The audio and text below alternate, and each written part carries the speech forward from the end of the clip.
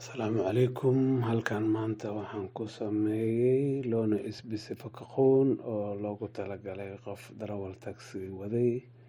Marka qofka taxiga iska leh iyo darawalka hadday ku heshiiyeen sida Uber oo kale 50% inay kala qaataan, taasaan hadda halkan ku diyaariyey. Laakiin tagaasidan Uberka ahayn way isticmaali karaan, waxyaabo yar ay ka bedeli doonaan, balse hadda Uberkan ku diyaarinay. Marka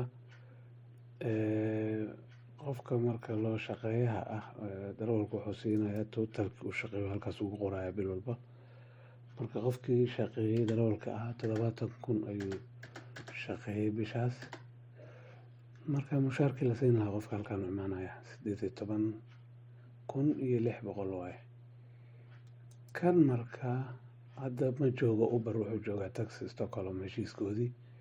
Laakiin markaan rabno Uber inaan ka dhigno lagu dhuftay halka ahayd, waxaan leenahay loo qaybiyey 2 waa ka 35,000 isu bedeshay 70,000.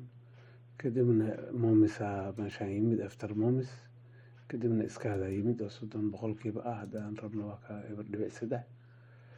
marka brutalonkii oo ah after Momiska Uber markay tahay, brutalonku wuxuu ka imaanayaa Uber markay tahay after Momis ka imaanaa.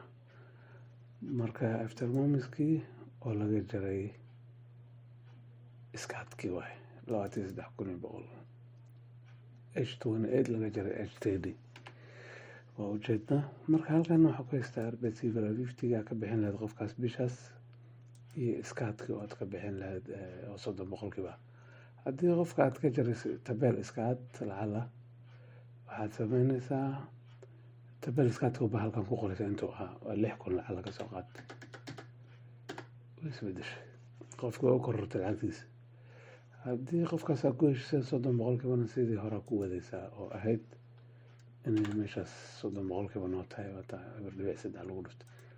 haddaan Momis lagu heshiinin lacala brutalonki waxaad ka soo qaadaysaa inuu ka yimid halkaas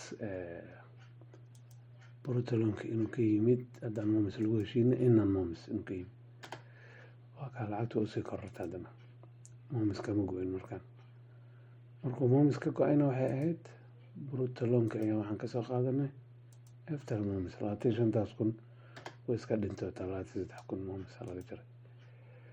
waa ka loona isbiska diyaarsan, taxi walba isticmaali karo, shirkad kasta dukaan ama ciday doonta taa isticmaali karto. only heshiisyada un bay bedelaysaa. hadduu saacado shaqeeyo saacadaad u bedelaysaa. haddii marka waa diyaarsan yahay. halkaas waxaad ku qoraysaa qofkii taxiga lahaa ama furitaanka shirkadda lahaa magaciisa Muqdisho aan u bixiyey, adresskii 11 aan ka dhigay Degelbigaleen. halkan waxaa iskale qofkii taxiga lahaa, halkanna qofkii shaqeeyaha ahaa ee darawalka ahaa maxaa la dhahaa arbeit stogari. marka waa kaa way dhammaystiran tahay. waad mahadsantiin.